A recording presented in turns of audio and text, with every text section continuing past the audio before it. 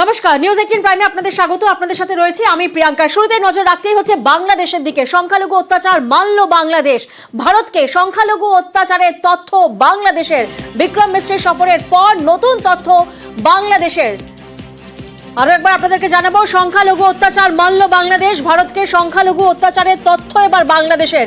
বিক্রম মিশ্রের সফরের পর নতুন তথ্য বাংলাদেশের। আমরা জানি প্রাক্তন প্রধানমন্ত্রী শেখ হাসিনা দেশ ছাড়ার পরেই একাধিক অভিযোগ সামনে এসেছিল, সংখ্যালঘুদের উপর অত্যাচারের অভিযোগ সামনে এসেছিল এবং তারপরে আমরা দেখেছি প্রভু চিন্ময় কৃষ্ণ দাসের গ্রেফতারি। তারপরে আমাদের দেশের অর্থাৎ দুই দেশের সচিবের সঙ্গে, বিদেশ সচিবের সঙ্গে বৈঠক হয়। আর এই বৈঠকের পরেই এবার বাংলাদেশের স্বীকারোক্তি, ভারতকে সংখ্যালঘু অত্যাচারের তথ্য বাংলাদেশের। বিক্রম মিশ্রের সফরের পর নতুন তথ্য বাংলাদেশের। বাংলাদেশে 26 সংখ্যালঘু ধর্মস্থানে হামলা, সংখ্যালঘু অত্যাচারে 88টি মামলা বাংলাদেশে, এবং এই বাংলাদেশে সংখ্যালঘু অত্যাচারে গ্রেফতার শতাধিক।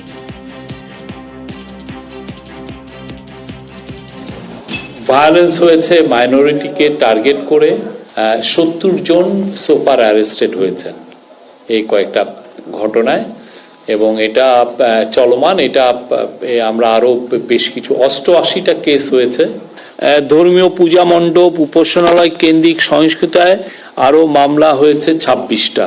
আর গ্রেপ্তারের সংখ্যা হচ্ছে হিন্দু বৌদ্ধ ঐক্য পরিষদ প্রাপ্ত তথ্য অনুযায়ী যে 62টা কেসে ওইটাই 35 জন, আর এইখানে 26টা কেসে হচ্ছে আরো 35 জন। যারা যারা বাংলাদেশে এই ধরনের ন্যাক্কারজনক কাজে, যারা এই ভায়োলেন্সে যারা জড়িত, আমরা সবাইকে অ্যারেস্ট করব। It is the best now government should come to the floor of the house. Let us debate it wholeheartedly. We have assured the government we will stand by the government of India so far international external issues are concerned. After the visit of Foreign Affairs Secretary, it is always desirable and expected that situation will be improved and Bangladesh will come to its normal position. এতদিন পর্যন্ত বলা ভালো যে বাংলাদেশ এটা অ্যাকসেপ্টই করছিল না যে সে দেশে সংখ্যালঘুদের উপর অত্যাচার হয়েছে। কমসে কম তারা অ্যাকসেপ্ট করেছে, মেনে নিয়েছে যে অত্যাচারটা হয়েছে, কিন্তু যে সংখ্যাটা বলা হচ্ছে আমার মনে হচ্ছে সংখ্যাটা অত্যন্ত কম। এবং আমরা দেখেছি হাজারে হাজারে সংখ্যায় মানুষ হিন্দুদের বাড়ি জ্বালিয়েছে, বাড়িঘর ভেঙেছে। সেখানে মাত্র 70 জনকে গ্রেপ্তার করা মানে হচ্ছে ললিপপ ঝোলানো। এই ললিপপ চোষার জায়গায় আমরা নেই। পুরো ভারতবর্ষের বিভিন্ন জায়গায় গোটা দেশ জুড়ে মানুষ আন্দোলনে নামছে, হিন্দুদের স্বার্থের কথা ভাবছে। কিন্তু আমাদের এখানে থেমে থাকলে হবে না, এতে সন্তুষ্ট হলেও চলবে না। ভারতবর্ষের প্রত্যেকটি হিন্দুকে বাংলাদেশি হিন্দুদের পাশে দাঁড়াতে হবে এবং আমরা দাঁড়াতে চাই, আগামী দিনেও দাঁড়াবো।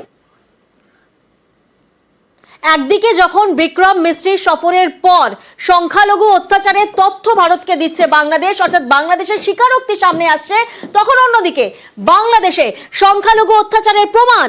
হুমকির মুখে পালিয়ে ভারতে নাবালিকা। ইসকন ভক্তির জন্য বাংলাদেশে নাবালিকাকে হুমকি। প্রাণ বাঁচাতে বাংলাদেশ থেকে ভারতে আসে সেই নাবালিকা। প্রতিনিধি চঞ্চল এই মুহূর্তে আমাদের সঙ্গে রয়েছেন। চঞ্চল, সেই নাবালিকা কি জানাচ্ছেন?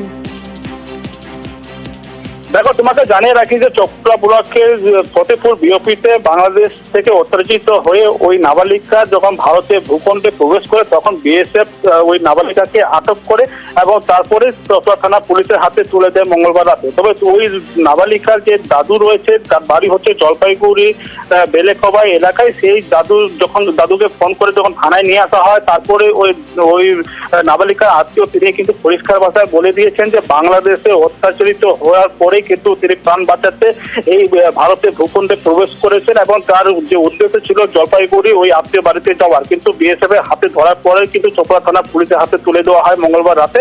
এরপর চোপড়া থানা পুলিশ কিন্তু ওই নাবালিকাকে রায়গঞ্জের হোমে পাঠানো হয়েছে। তবে ওই নাবালিকা আত্মীয় সরাসরি বাংলাদেশের যে ঘটনার কথা বলেছে তাতে কিন্তু গা ফিরে ওঠার মতনই গল্প। কারণ যে ওই নাবালিকার পরিবারে অত্যাচারিত হতো এবং তারা কিন্তু জানাইছে যে তারা কিন্তু ইসকন ভক্ত ছিল এবং ইসকন ভক্ত থাকাতে কিন্তু বারবার তাদেরকে হুমকির মুখে, অত্যাচারের মুখে পড়তে হতো। শেষমেশ কিন্তু নিজের প্রাণ বাঁচাতে কিন্তু ভারতে প্রবেশ করতে, প্রাণ বাঁচাতে বাংলাদেশ থেকে ভারতে আসে সেই নাবালিকা।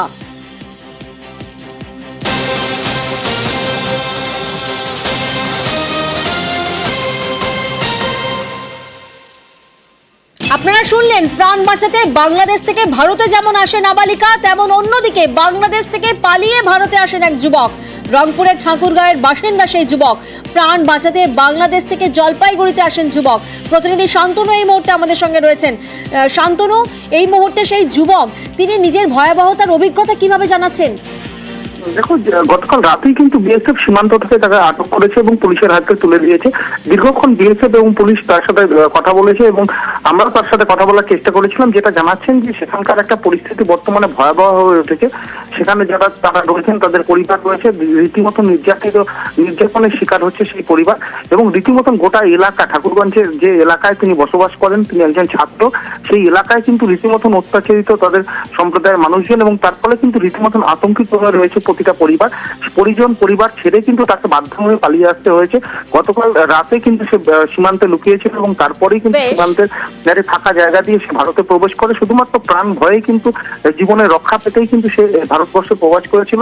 সে মনে করেছিল প্রাণ বাঁচাতে সেই যুবক চলে আসেন ভারতে।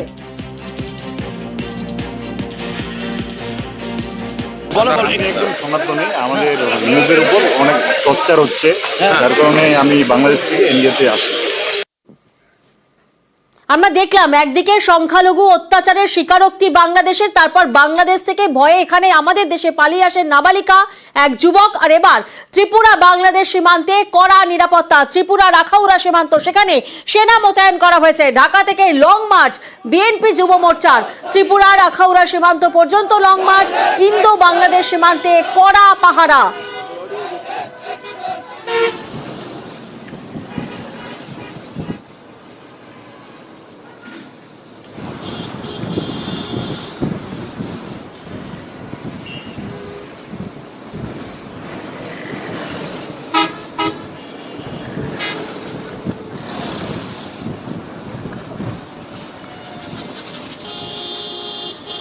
कुछ दिनों से ऑलरेडी हम लोग इधर इंटीग्रेटेड चेक पोस्ट अखौरा के पास फिक्स पिकेट लगा दिया है। इसमें हमारा रेगुलर फिक्स पिकेट रहता है और बॉर्डर एरियाज में भी हम लोग बीएसएफ के साथ मिलके रेगुलर पेट्रोलिंग भी कर रहे हैं। जैसे कि आप जानते हैं कि अभी नॉर्थ ईस्ट काउंसिल का मीटिंग हो रहा है 2021, सो इसके बैकग्राउंड में हम लोग अभी और सिक्योरिटी बढ़ा दिया है। पूरा जो सेंसिटिव एरिया से, कम्युनली सेंसिटिव एरिया से, इस सब में पीस रखने के लिए जो चाहिए सभी स्टेप्स हमने ले लिया है।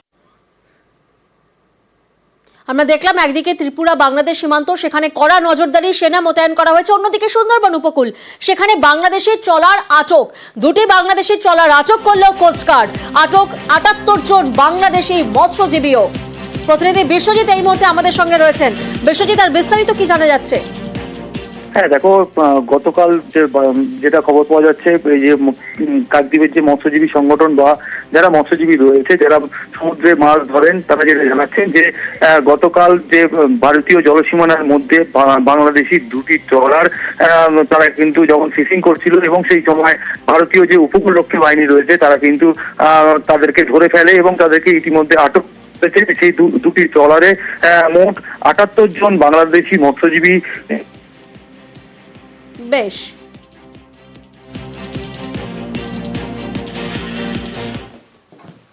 যেটা আমরা জানতে পেরেছি যে লাইলা 2 আর মেঘনা 5 নামের দুটি অত্যাধুনিক ট্রলার আমাদের জলসীমার মধ্যে ফিশিং করছিল। আমাদের নেভি, ভারতীয় নেভি ওদেরকে অ্যারেস্ট করে এবং পারাদ্বীপে নিয়ে আসে। তো আমরা যেটা দেখেছি, ওই বর্ডারের আশেপাশে আমাদের ট্রলারগুলো যেমন যায়, ওদের ট্রলারগুলো সেরকম আসে। আমরা সেরকম অভিযোগ করি, তাই জন্য আমরা অভিযোগ করতাম না। এখন পরিস্থিতিটা একটু আলাদা হওয়ার কারণে হয়তো ওদের ধরে নিয়ে এসছে। আস্তে আস্তে আমরা আশা করছি যে অবস্থার উন্নতি হবে।